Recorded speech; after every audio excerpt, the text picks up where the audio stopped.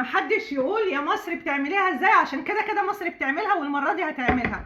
كل ما انتوا يعني كل ما تنطقي الحاجه ان شاء الله هتيجي. اكتبي في الكومنتات ان شاء الله ان شاء الله مصر هتفوز.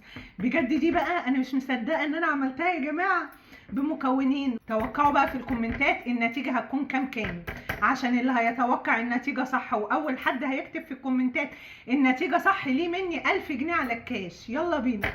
بسم الله بسم الله بسم الله اللهم بارك.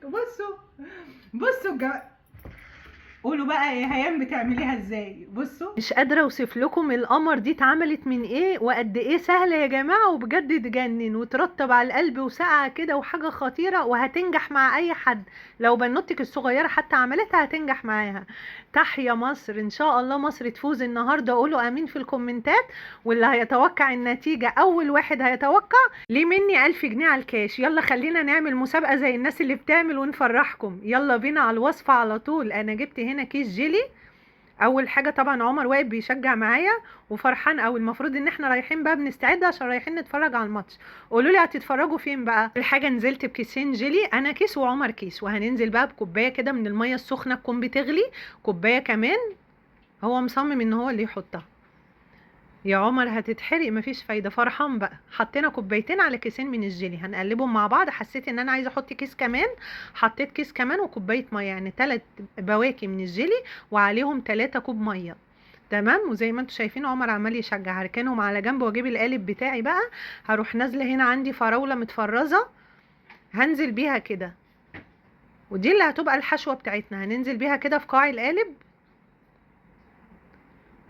وهنزل بقى عليها بالخليط بتاع الجيلي. هصبه عليها كده، ويلا بينا على التلاجة بقى نسيبه يجمد حوالي ساعتين 3. بعد كده هجيب شفشق الخلاط هنزل فيه بكيس جيلي، وهنزل بكيس كمان، كيسين كده من الجيلي.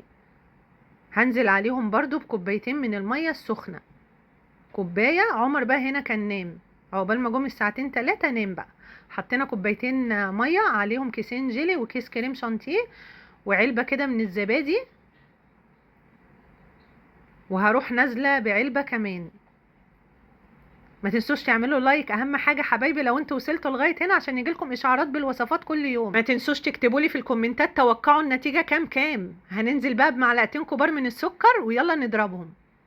ضربنا الخليط بتاعنا وطلعنا القالب بعد 3 ساعات. هروح نازله بالخليط عليه كده، ويلا بقى ندخله التلاجة عشان الطبقتين يمسكوا مع بعض. هندخله التلاجة يقعد كمان 3 ساعات. بسم الله بسم الله بسم الله بسم الله اللهم بارك. بصوا قولوا بقى يا هيام بتعمليها ازاي. بصوا بجد خطيره قوي، من الحلويات السهله السريعه اللي ترطب على القلب. حاجه ساقعه كده جميله قوي، طعمها يجنن، سكرها مظبوط.